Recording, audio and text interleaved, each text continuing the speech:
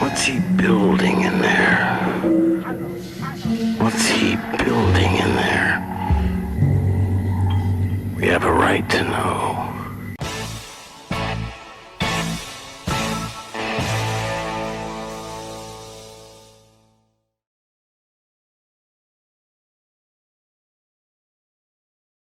This idea we're delegating authority to someone else has to stop for us to have the prosperity that's just sitting there waiting on us. I couldn't agree more. And actually, Jake and I just recorded an episode earlier this week called Say No to Mind Control. And the mind control part is taking the word government and splitting it apart into gubernare mente, if I'm saying that correctly. But it is really like there's so many aspects of your life that the man or the system can control, but it's like it really starts at the mind control part, and that takes so many different forms. And that's something we can just, as you say, walk through the hologram or turn the TV off, whatever that may be. But it's, it's whether you choose to participate or not. And Jake, once again, I know you've been sitting there patiently. I know you must have 1,000 thoughts on everything Ernie just said. So I'm going to go mute and just let you chime in for a minute here. Thanks again, PJ. I just really love the idea that when you're autonomous and you're free and you have free association with others, it's like, have you ever played around with BitTorrent? It's decentralized, right? But you're all uploading or downloading the same thing. And I guess the blockchain, I'm not really an expert on that, but it's kind of like the same thing, right? So you can decentralize and still move towards something without being physically in the same place or wearing the same uniform or putting the same plugs in your ears in Portland or something like that. So that's really a heartening thing to hear from Ernie in his experience, that he still has that confidence when you just know you have that sense of purpose and you know that it's true and you do something, you activate, then you just really don't ask for permission and you don't care what people think. And it's way more persuasive to just do your thing, and then other people are more curious about it and they want some of that, and then they can come around. Just sitting on a podium and lecturing people, it doesn't get anywhere. You might get ratings, you might be ranting about something and people they're infotained, but really practice by example is the most persuasive method in my old age. That's my lesson. Yeah, so I just wanted to add that. One of the things is uh, when you become aware and you want to share, it's like a new Christian, man. They want to convert everybody. And the best way is just by example. What's in your life? How are you? What? More of that. So it's not the. I give you an example. Like my wife's family. They were very liberal, left, Catholic, um, conservative in the system, certification, licenses of that kind of thing, and they're crazy. Ernie libertarian freaking whatever. It was not. They were nice, and they were worried about the raising of the kids. It wasn't until they were teenagers and they spend time with. They go, wow, they're not that bad. They're good kids. They're not going to molest the kittens or anything. So I just like this is a awareness as over time. I was never like beating them in the head. My nephews or even my family or her side. It was just over time that you would state a principle. This is why it may not be popular. It may not be accepted by the mainstream media. It may not be on CNN. You're doing it wrong or whatever. But it was rational and it was logical and it was easily provable at what was happening, what was going to happen, what happened. As time went on, it wasn't until probably the Levolution. It kind of started, okay, he's not as crazy as we thought. And then by that time we had done two summits where we had like Dale Bigtree and Judy Mikovits and Suzanne Humphreys and a lot of the big names before anybody even knew them. This was 16 and 19 that we knew what was coming. We could see the Pharma had gone to WIG, which stood for Women in Government, these new legislators at a state level. And they go, we're going to give $1 million grant of you that can sponsor a bill that eliminates an exemption or creates a mandate for vaccines and so on. We got $1 million just sitting here waiting on you. And I'm going, well, we know where this is going. That was 19 and the 19. Well, they didn't disappoint. So what we had already planned is that we were going, and we had financial support from supporters and so on to get this bus. So we're going to hit the road. We're going to do the Lovolution thing, the Love Bus tour, and we're going to show that resistance is not futile. After the lockdowns, after all that stuff, after all the fear, after that, and we're dicks about it. People go, well, we can't have a conversation if you don't trust the CDC and the WHO. Like, we should stop talking there because I don't give a crap. So this is, so I don't beat them. I don't smash it. And that's one thing I would say to a lot of the young activists. When you go home for Thanksgiving, Christmas, Easter, or whatever, when you're going home, you don't want to not get invited to Christmas because you're a dick at Thanksgiving. I mean, this is, just, you can state your position and just state it and you're done. And they'll argue, well, you don't want to argue with them. You just want to be clear what your position is. The reason is that as time goes on, be it years or decades, all of a sudden you start eating your burger, lean up against the fence, and cousin, uncle, what's his face or her face comes up and said, "Hey, did you hear about the whatever?" I go, "Wow, of course you did," but you go, "No, tell me wow, what'd you think of that? How did you?" So welcome them. Then I got my brother-in-laws come in. Hey, you'll love this. Hardcore conservative. He was OCD, man. He'd had to get his magazines all set. He was Navy guy. He worked in refurbing later in life nuclear submarines in Norfolk, and he was part of the system. And he'd go home and he'd turn on Fox, and he had his book by Sean Hannity's book, and he had whatever else book there. And Glenn Beck, when he went from CNN to Fox, he could put his book on the coffee table. So it's kind of, and then on the fireplace mantle, he had a portrait of baby Bush, W. Bush, and his wife, Laura. And I'm like, wow. I mean, what are you going to say to that? So as time went on, I was staying at their home, and you're staying at your brother-in-law's house. Rule one, don't be a dick. So I go to some event that they had me speaking at, doing the Revolution sign kind of thing.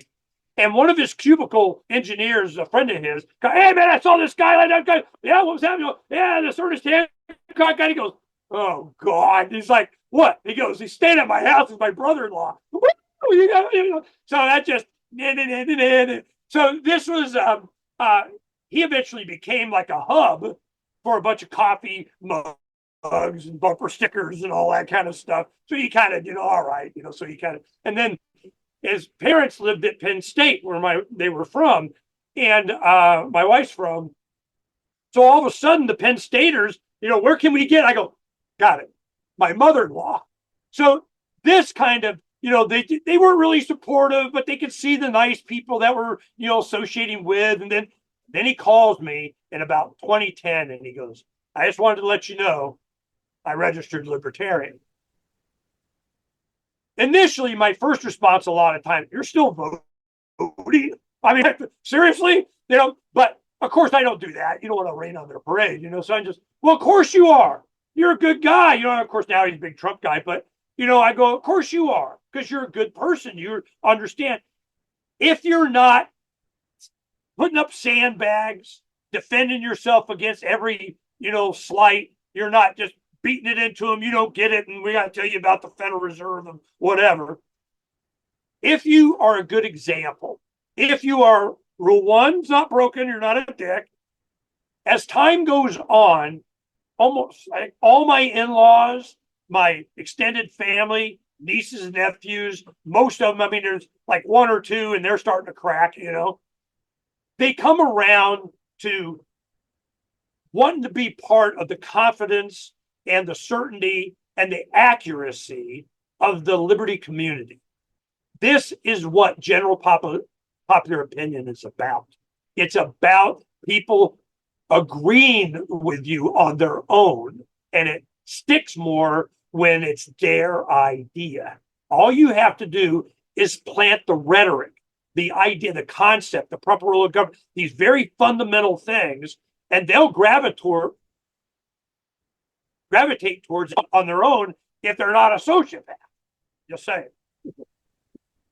Yeah, I think a great example of that, what you're talking about, is something that actually just happened for me personally 3 or 4 weeks ago, being at a family gathering, and also kind of getting to that point of there is a level of awareness that's raising in the younger generation, and I think broadly beyond that. But I was at a family gathering and happened to pass by a little circle where one of my nephews was hanging out with his buddies, 20 somethings. I just happened to hear Operation Northwoods, and I said, "Hey, you guys talking about conspiracy theories over here? Because I'm in. Deal me I know in." something about that. Yeah, exactly. And so, it was really, really refreshing to hear these people talking about, seeing behind the curtain and understanding what was really going on. And then, I got to play the part of the uncle, like, "Oh, yeah, well, let me tell you about this. Let me blow your mind a little further." But I would have never expected to see something like that. And I think that there is just that level of awareness, as you say, because the internet is out there, people are consuming more information, more truth is spreading.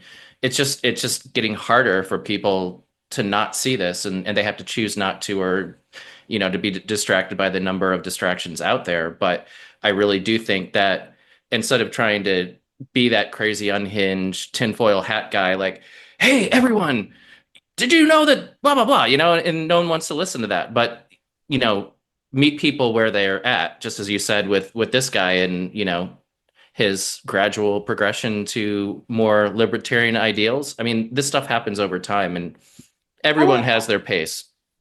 I want to ask you, both of you guys, what event or person or presenter or host or politician or something, like the top three that you think had the most impact, the most questions asked, the most rhetoric, the most useful tidbits of whatever? What do you think? Well, so I had a couple different awakenings. Me personally, the first one was around 9/11, and when I started kind of seeing through all the haze of everything and starting to understand the way the world really works, some of the names that I found, and this was before really the internet became what it is today, obviously 2001, and I found books by like G. Edward Griffin, of course, his famous Dr. Jekyll book there, and then Jim Mars is another guy who spent a whole lifetime uncovering, what's going on, all the grand conspiracies. 2020 obviously sort of snapped me to as well, and there was a number of different rabbit holes and people I followed. I could point to there's a guy named Steve Falconer who has a channel called Space Busters, and he did a lot of stuff debunking all the COVID nonsense. But I can't say that, from 2020 on, that there was one person that I was like, "Oh, this person has the total message." I think it was more of just being curious and exploring and going down different aspects to start piecing the world together again, and seeing it for what it is, or to the extent that I could at that time. And as I said earlier, it's always a process of growing and understanding. But I think in my early days, when I was like, "What the hell is going on in this world?" There were some of those classics like the G. Edward Griffin and like the Jim Mars. But Jake, I don't know if we talked about this directly. I'm sure you've got some names, and actually we talked about one of the authors recently. But I'll let you chime in there. Yeah, I'm reading a book right now that it's hard to find, but it's by the name that well, I'm sure was in PJ's mind is now Eustace Mullins, and I'm reading his book about Ezra Pound, the poet and I guess dissident, lifetime dissident, who just wasn't on board with the war machine and kind of maybe fell in with the enemy of my enemy is my friend type thing, and he cozied up to Mussolini a little bit, so he's kind of notorious for that. But Eustace Mullins was probably the second one to really open my eyes to a lot of the things going on, especially the way he breaks down in Murder by Injection, the way the entire medical system was turned into an industry. And they just went about dismantling the existing, more natural based system, and from trusting what the body can do to no, we need outside help. And it's the same mindset that we need a savior to come. We need this party to come and take us. We need this pill. It's letting go of that accountability and outsourcing it to somebody else. So that was huge. And of course, he wrote Secrets of the Federal Reserve, which I think really paved the way for G. Edward Griffin's probably more famous or more popular work. But going back a little before that, I grew up in a place where Israel was always right, Palestine was always wrong, Palestinians were terrorists, and there were hijackings, and they were probably, created for public consumption. But then I read a book called By Way of Deception by a former Mossad agent, and I stopped believing that taking a side was a good thing, because this guy laid out how the Mossad went to all lengths to accomplish its missions. And I was like, wait a minute, that's deception. Why can't you just be above board? It kind of shattered my paradigm about things. And so I would highly recommend that book. That's on the shelf behind me, actually. So those two things. And then after 9/11, I did listen to Alex Jones and kind of graduated from his infotainment university. But then when 2020 came around, I was all set to just not ask for permission. I think that really helped. And so getting back to in 2020 to now, I think it's been a gift because, like what Ernie was saying very early on in this conversation, you just don't have to waste your time once you have this sense of clarity about your purpose and mission. And when you knew right away that this was a scamdemic and you weren't going to be affected by your proximity to other people and standing in stupid circles and putting a diaper on your face and just doing your own thing and really standing your ground, that was the one of the most liberating things. And then finding common ground with people in asserting your freedom, and it didn't really matter where they fell outside of that. So it's been a progression for me that's been over 25 years, I'd say, but yeah, still learning all the time, and really just the Ernie's message about building community is my biggest mission at this point, really.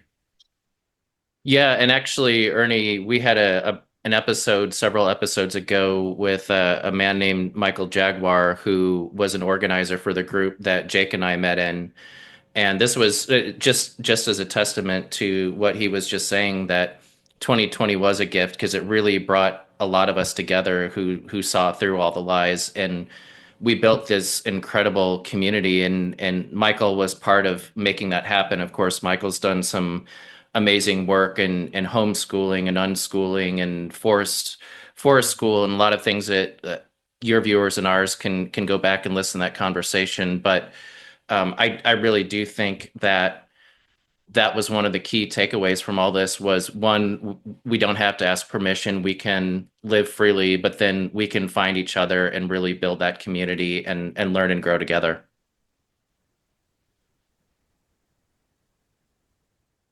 What I did hear a little bit from Jake. The time that I was an activist, I started doing the radio show here locally in Arizona in February of 2003, right before the land invasion in Iraq.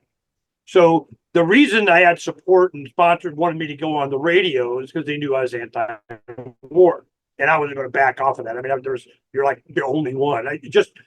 Earlier today, I interviewed Charles Goyette. He's a New York Times bestseller and a good friend, and I was his producer for a while too. And we had a show on the same station and all that kind of stuff. And we were reminiscing and talking about a lot of this stuff and everything. And he was the big reader. I mean, he didn't interview anybody. He didn't read their book through. He had a garage literally packed full of books. I read a lot of science fiction. I read for entertainment. I read a lot of historical novels, geographical novels like Clavel and Michener and, that kind of stuff. So that was my biggest, learning about different cultures and the founding of America, Hong Kong, Japan, that kind, that's what interested me. You learn the context of different things, and science magazines. I was really big into that. So that's where my interest lied. I got a lot of stuff from Heinlein and Hogan and so on science fiction. I didn't read a lot of historical stuff or opinion or analysis. Immediately, you start to realize that they're just it's like watching the news. I mean, they're just transferring their thoughts into your head, and it becomes you. And I'm going, nah, I don't want to. I want to go live it. I want to go feel it. I want to be able to write about it myself. So that's why I didn't really do a lot of this study. I was an activist. I was on the street. I wanted to get the fundamental. I'm a bumper sticker guy. Freedom good, government bad, and we're done. So it was that, and I wanted to. The reason I asked it is there were some prominent figures that were really chastised a lot. Certainly like Ron Paul. He's doing his 5-minute speeches for decades, and a lot of people going, "Who the hell is that old guy?" I mean, what? And then all of a sudden he just took off, and those couldn't get it. They didn't understand. They can't, because they didn't have empathy. They had a mission.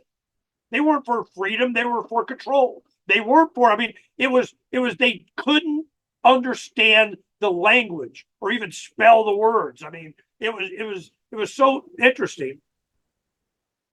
The one person that stuck out that really had an impact on the largest number of people, I think, at the time, was Alex Jones. I've been on a show a couple of times, met him at different stuff, whatever. But it's just not my thing. I remember different radio stations I were on. They go, "Yeah, the megaphone." Megaphone? What are you talking about? They were talking about Alex, the megaphone. And I'm going, okay, well, one less thing I got to do. The problem that I had, the reason I didn't, jump to support and ally with Alex is that, he just had the personality. It was him, it was my way kind of thing. When we did Freedom's Phoenix, I didn't even put Declare Your Independence with Ernest Hancock as part of the site. It'd be way down on the left bottom. Everybody's like, "Man, why aren't you doing like Prison Planet and InfoWars and you're kind of the thing?" And and I kind of resisted that because I didn't want different things, and I didn't really want to overlap or make Freedom's Phoenix a personality thing. It was not earning. So now we've done that, because it doesn't matter anymore. But I can't keep track of how many times it was usually a young man that had got exposed to Alex's, do whatever, that, just all conspiracies kind of thing. And I listened to him, his most recent interview he did, I think it was with Tucker Carlson, and he's lightened up a lot. And the reason is that the same thing that a lot of us that have been doing this for a long time are feeling is that, we don't have to do it, as much anymore. It's PJ and DJ are coming out and take care of business. So this is, it's Generation Next has come on. And I felt for decades that I had to keep my finger on the button.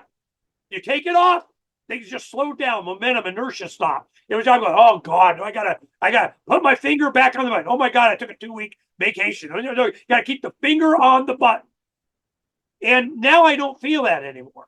There's quality people out there with much more educated than me, maybe not in life experiences, but certainly with an understanding of what's going on and have read a lot and understand the issues.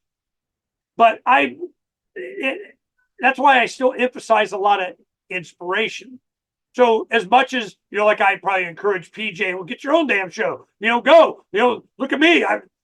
Me and Corbett are doing this, and I got this laptop out in front of a bus. I mean, I got the studio. I mean, seriously, this is not that hard. I've even done shows on that before, to where we've had, people we had. This is how Ian Freeman from Free Talk Live and I did a big show on just the equipment you need for these kids to be able to do this. That we are encouraging building the information army. Well, it's so powerful when you have an entire generation. This is why the Andrew Tate, they're going on. Andrew Tate, way too much toxic masculinity there. There's a bunch of young guys in high school being, I'm a man. No, we're trying to get rid of that. He's out there, emphasizing of whatever. I don't pay attention, but it was, what was interesting to me was how much they are attacking him. You're not allowed to do this. Well, we'll see what happens, but it's been so clear to me that there is a force, there's a philosophy, there is a mechanism, there is a method, there is a template that they are putting on this country to eat out the resistance, and the resistance of men protecting themselves, their family, their children, of this proper role of government that is not to take over from the dad. We need to get the men out, and it's all, but it's so, I'm really encouraged by the awakening that was inevitable, but they did get away with lockdowns. They did get away with mandates. They did get away. So, well, it worked once. We'll do it again. And if that doesn't work, we'll have a war. I mean, so it's so predictable what they're doing. And you look at it and you're going, I smell desperation. I smelled it. And with Trump putting in McMahon or whatever her name is, dismantling the Department of Education so she put herself out of a job, I'm like, yay, and it going back, look, it's just this trend, this theme that is happening, the encouraging of that. But we need people like you to take on the job of defining what's going on. It's not just infotainment and look at me. It is, by inspiration, by education, by, articulating the truth of things. Truth, what truth? Not lies. You want to know what the truth is? It's not a lie. I get so sick of hearing that. I go, man, you're killing me. I was like, and these are libertarians a lot of times. You go to some convention, what truth? I went, whoa, man, is it that bad? Really? Has it gotten that bad? Yes, it has. But it's rapidly changing.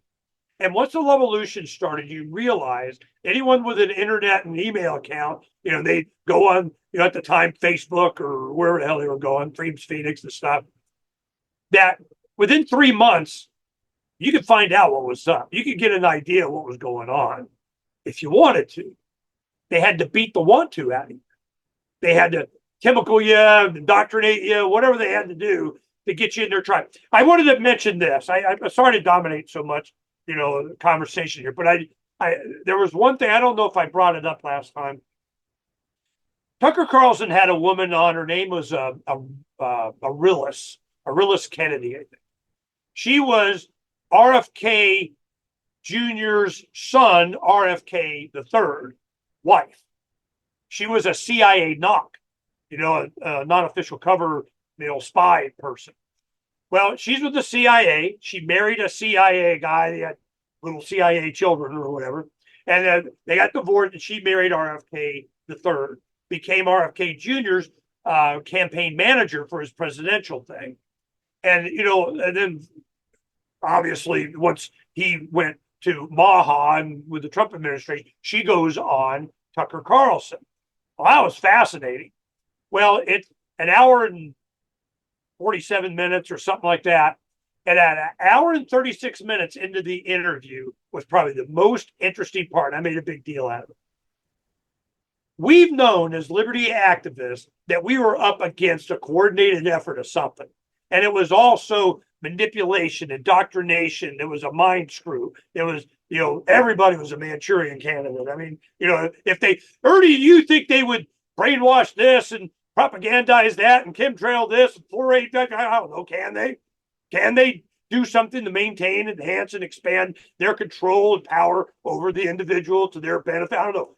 Can they physically do it? Well, then they are. I mean, seriously. What do you think? They got some mental, moral hurdle they got to get over? We can't do election fraud. That'd be wrong. I mean, come on. So this is, my mindset. Well, we knew we were up against something, and you couldn't quite get it. And then you just realize they're all sociopaths and they don't care. So there's that. But Aurelius was going on about Trump derangement syndrome and a lot of people that were just, needed government control in their life of something. And I'm going, she said, it reminded me of a program that the CIA had in the 70s that in the Cold War, they had they call it Russia House or something. And what did I tell you guys this before? This is good. You can process this one. That they would take trained CIA agents, they teach them Russian and whatever, and they put them in a bunker. I mean, it's underground, and they only read Russian propaganda, Russian newspaper, magazines, television, movies. They were saturated, immersed in this culture. And you are premier head SOB in charge of Soviet Union of whatever. And what would you think the people or you would think and say about this? A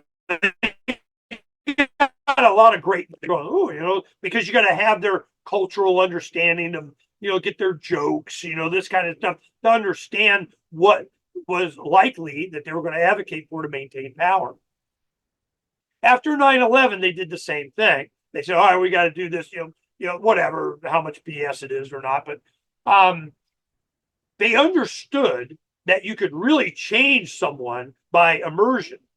What happened when the agents would come out, they couldn't put them in the field.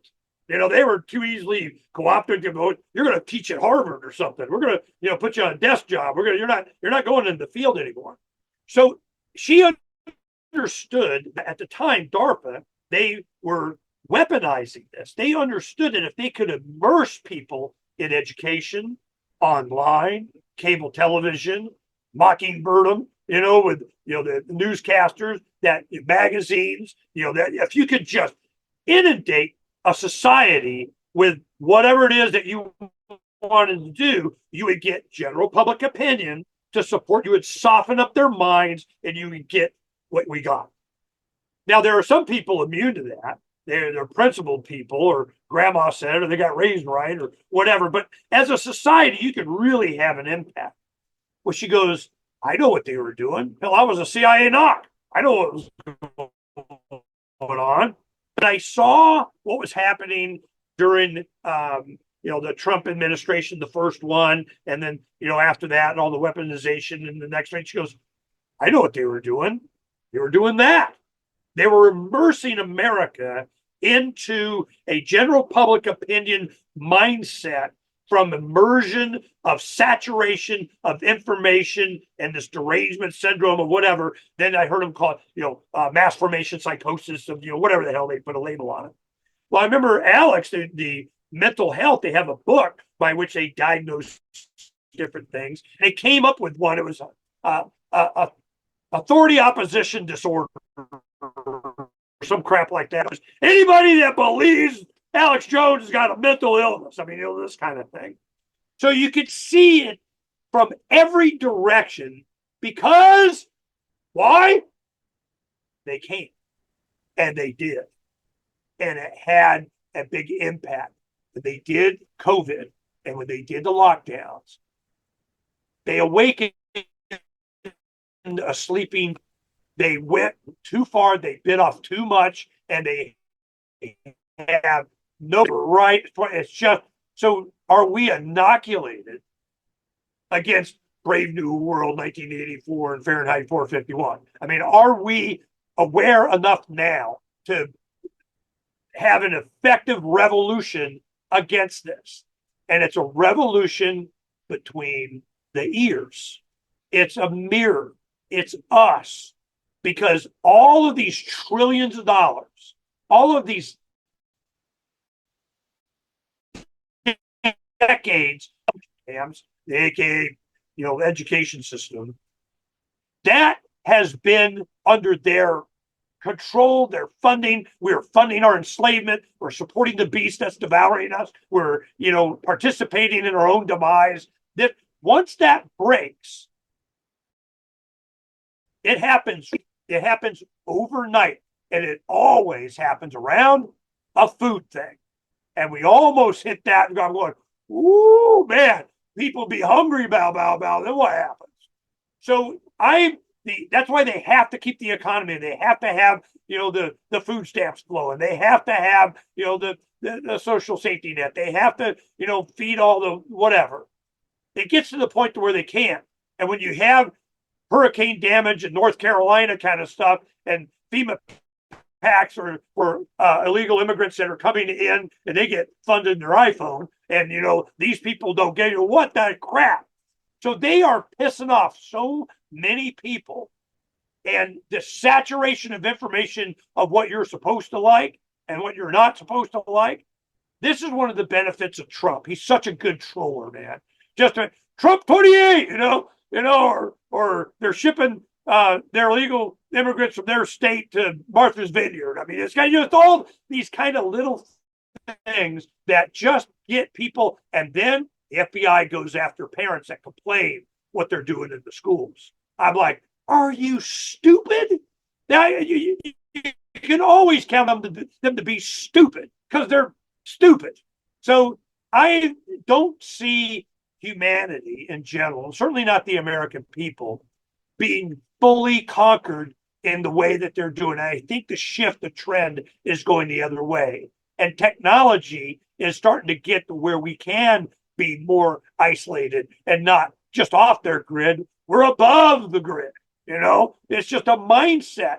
So the future of abundance, when Elon he and President Trump was in Saudi Arabia, and they showed the crown prince and king of whatever the hell, the Tesla robots dancing. Did you guys see that? It was like breakdancing, Michael Jackson, fluid flow kind of. That can't be real. I'm like, holy crap. We're done. It's over. Man, here come the robots. It's Skynet. And but fortunately, hopefully Grok and the AI for Tesla is a pursuit of truth. I mean, as opposed to what? Change society. And you ask Google for founding fathers, and everybody's black. So I'm just, this is, it's just it's I feel the future of abundance and the energy they're going to need for AI and for crypto and all this, and just deregulation that they're starting to do. And by the way, you can build your own nuke plant next to your data center. I don't care. The fact that we have such a, but certainly in the Southwest here, I'm good on power, man. I got plenty of solar, and I only got up a third of my panels. So this has been a very encouraging time for me as a long time no-zone povertarian advocating for freedom all this time, where your family is like, please, sir, can we have some more bread? I mean, so it was my kids understand being poor. We sacrificed for them to be able to go to private school. That was one thing. I was not going to turn over my children to Uncle Sam. That was just wasn't going to happen. So we did sacrifice, to make sure that happened, which was an investment. And we got great, son-in-laws and daughter-in-laws and grandkids. So it was a good investment. But I am very happy the trend that we're going, and that it's going to increase. It's going to be an exponential thing at the same time as a dollar meltdown, at the same time as a disassociation of our identity as Americans with being America Inc., America, Team Jersey, America. What kind of American are you? So this is, going to be a time of abundance. And I want to get my freaking flying car. I mean, what the hell? But then they're talking about 1 million. No, he said there's going to be 10 billion Optimus robots. 10 billion. He said that. I'm like, what? Then he goes, yeah, this year we're going to do, probably 10,000, but we'll at least, get a legion, a legion. Yeah. 5,000 is a Roman legion. We're going to have legions of robots. Oh, that made me feel better, So we're looking at a future that's going to be totally different than what we're dealing with now. And if we don't have a principle of what the role of government should be, what our role for ourselves and our families should be, the decentralization, down to options. That's why America was so rich, because we had this big, giant, huge middle class that was wealthy by gold standards, and ounces of gold that they got for working, line operator, telephone operator, they're making the equivalent of $200,000 a year that we are in inflation in this country. And that made us a target.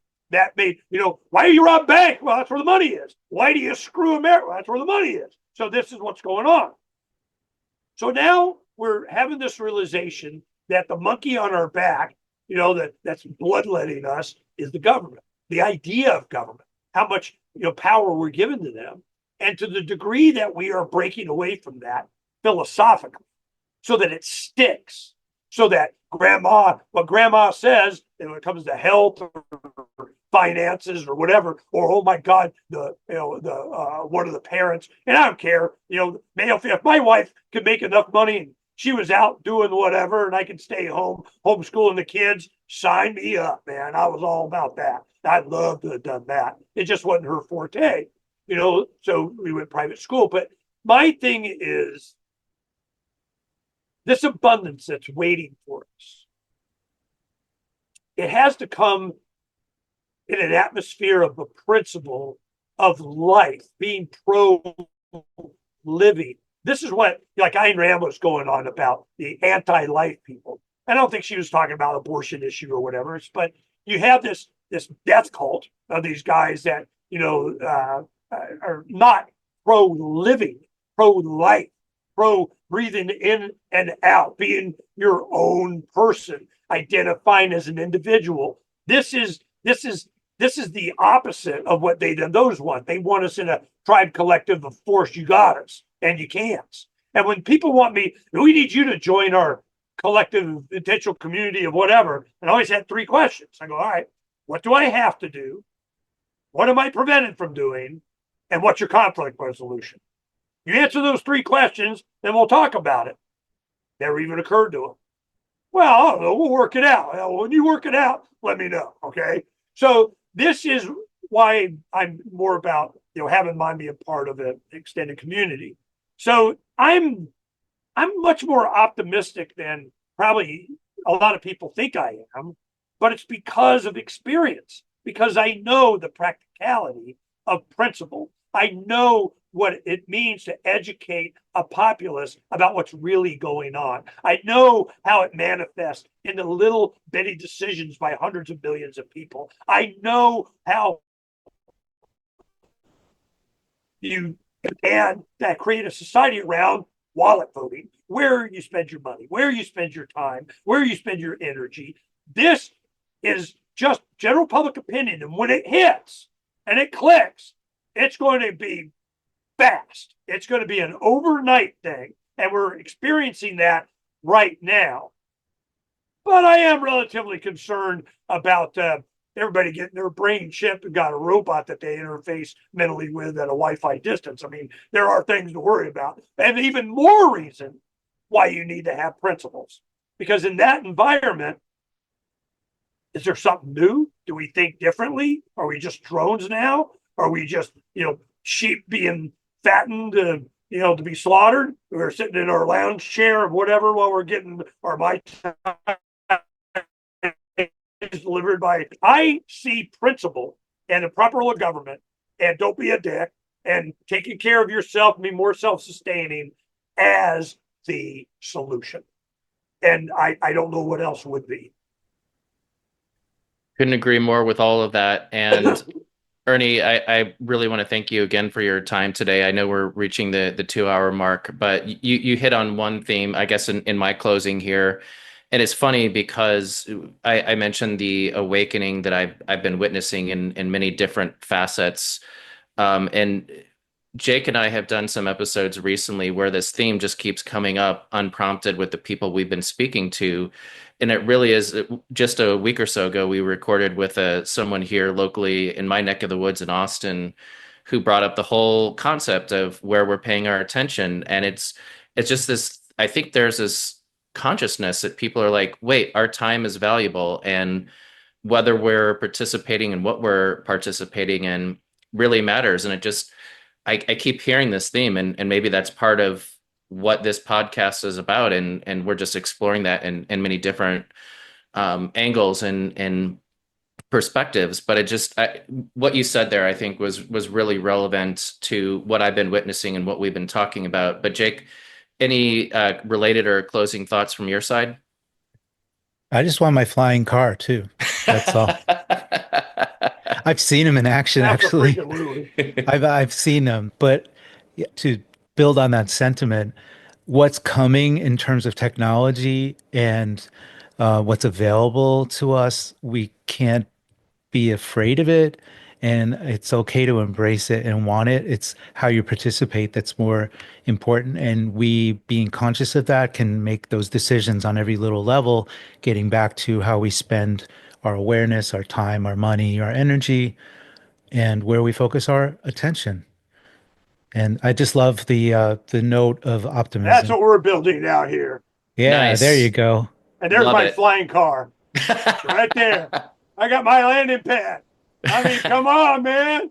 I've been to the I'm with you, production brother. facility where they make those things.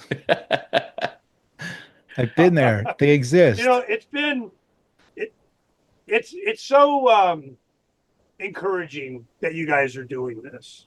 And how often do you do your show? Every Weekly. week. Every week we make a way to make it happen every week. Like I personally have a mission to put some of those educational videos out there, but I'm sure I don't have to tell you, Ernie, that stuff takes a lot of time. And so I do it as I can fit it in. But Jake and I have committed every week we're going to put something out there. We did 3 hours a day, Monday through Friday for decades. There was I like, oh my God. And then once we did the Love Bus Liberty tour, we built a studio in it and so on. It was just much more difficult to keep up with that, but we had obligations and so on. But now I've really brought it back quite a bit. But I think I'm going to do as we get into the build more and we get a little bit further along and more stabilized, and it's not the middle of the summer. We'll go ahead and probably do a daily morning kind of what we did yesterday, what we're doing today, and here's the news. I mean, that kind of thing.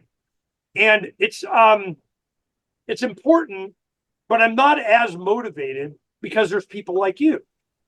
I go out there in the tapestry. I put a lot of, and it's just it's so encouraging to have so many people that are emphasizing, a lot of the stuff. I mean, science, health, medicine, politics, foreign policy. It just goes on and on and on and on. We have 50 to 70 headlines a day. This is what sucks up a lot of my time. And we're building, and we're doing the show, and. So anybody that can take on some of the lifting, for this advocacy, I'm supportive of. I just, give me a banner ad. I mean, I'll put it up. Let's do it. So this is inspirational to me from you guys, that you're doing this stuff, that you understand the philosophy, you've been inspired, and that you can see the future without all the. I mean, how negative are you on your show? What is it you're emphasizing about the issues of the news of the day that we're understanding it, or we got to be afraid of it, or we're going to slit our wrist it's too late? I mean, what kind of attitude do you guys have? Well, we've actually talked about that we're not the black pill station, right? Because it's very easy to slide into that particular rabbit hole where you see all the negativity and evil in the world, and then you dwell in it and let it take you over. And that's not what we're about. We acknowledge what's happening. We can perhaps help people see through some of the lies and traps, but really, true to our title, we are trying to reframe that narrative. How can we look at this differently? How do we choose to withdraw or not participate or see it differently, or how do we advocate against it? There's so many ways to do it, but we're more on the inspiration and positivity, unity, community side of things than, oh my God, we're all doomed. What are we going to do? And there's plenty of that out there, and it gets a lot of clicks, but that's not really what we represent. But Jake, don't let me put words in your mouth either. Well, you put it so well, PJ. So you just put a ton of words in my mouth, and I appreciate them. But it's really true. We're not about division anymore.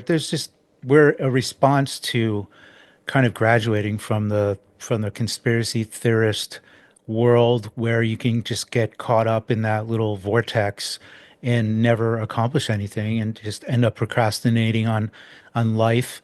And we're looking for something beyond that. When you reach a certain level of awareness about things, then it's time to take action. And that's what we're trying to achieve by forming community first online and then locally where we are. And I think that can take almost any form, just when you're local. So I really I'm love the way let me you've know how encouraged the enthusiasm and optimism here today, Ernie. well, I want to help. Give me a banner ad. You can go on the site and you'll see the sizes, and send me an email. Where I, so that I can forward to you the sizes that we have for different banner ads. And I want to encourage you. Just that I won't charge anything. I'll put it up there, and that's what our bros in Austin are doing with their community of whatever the heck, and we'll put something up. You send me stories that you guys do, your shows and everything. That's what Freedom's Phoenix is for. That's why we do what we do. It to be able. Their solutions to all this crap is this. It's the community thing. And I'm friends. I know a lot of people from around. I'm going to the Bitcoin conference in Las Vegas here in a couple of weeks, and the invitation of Lynn and Ross Ulbricht.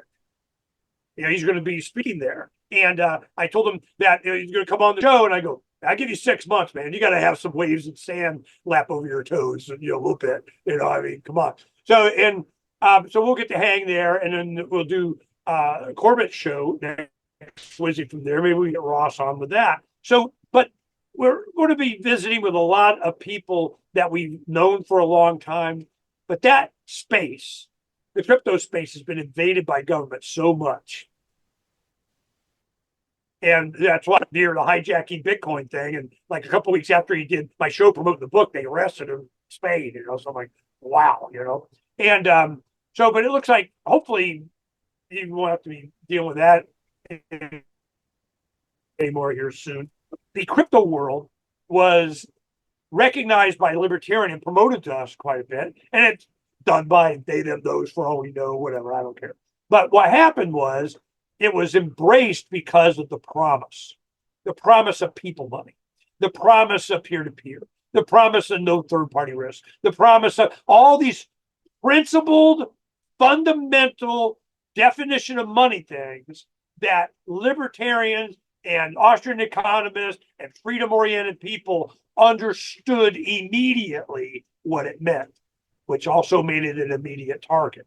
And I've been saying from the beginning, once I understood what was going on in the Castries and Blockstream coming in and doing whatever, and this guy that all of a sudden you got development of Bitcoin funded by a guy that was Bilderberger chair for 2 years. Oh, gee, what's going to happen there, And so I called it GoldmanSucks.gov coin. I mean, I can see what's coming.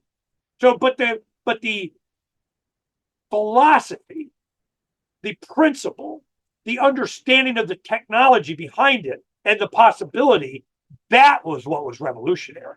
Not whether I'm getting, Uncle Sam approval. I don't give a crap. That doesn't mean anything to me as far as I'm concerned. So I'm going to get caught up again with a lot of crypto friends that I have and so on. I'm looking forward to that, and we'll see where this is going, because I'm a silver stacker guy, man. Just give me here. I give you a silver dime for it's dime info, and I understood what that meant. Now all of a sudden I'm going, oh, I get it. Eggs cost about a dime a dozen if it's silver. So I'm going, oh, okay. So that kind of keeps with the fight. So these are the kinds of things that the humanity starts to understand. We can go on and on. I apologize. I really like talking to you guys. I want to be encouraging, and it's just such a pleasure to have to where I can take time away from this finger on the button, the Shawshank Redemption. You just got to chip with your little hammer, for years, and all of a sudden you escape, and that I'm out and I don't have to keep chipping, and somebody else is taking, some of the weight on all this stuff, and it makes me feel better that I've made it. I made it. I got the, semi-retirement. Woohoo! And DJ and PJ's gonna take care of business. So thank you very much for being inspiring to me. Absolutely. And we're happy to take that baton and take a little bit of that workload off your plate. So maybe we'll check in with you later this year and see how all those conferences and gatherings that you've had have gone. And certainly we'll be in touch offline about Anytime. Providing information for your viewers so they can find us and vice versa. So really enjoy this conversation and look forward to the next one for sure.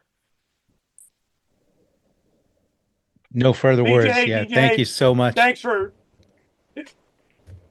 it's inspirational to me. I mean, I do a lot of shows and so on, but it's to see from PJ's beginnings in our first conversation, the excitement that he had, and the ability to talk to James and I, and starting your own thing, and being there in Austin and so on. It's just synergy, this serendipity of this kind of stuff has just been so prevalent in our life, and the impacts and the stuff that has happened. I emphasize this stuff because I want the audience to be encouraged. I want them to be inspired. I want them to know that you can and support these guys. You support the things that you want to see more of, and you want to see more of DJ PJ. Peace, guys. Thank you. You just have to flood a country's public square with enough raw sewage. You just have to raise enough questions, spread enough dirt, plant enough conspiracy theorizing that citizens no longer know what to believe.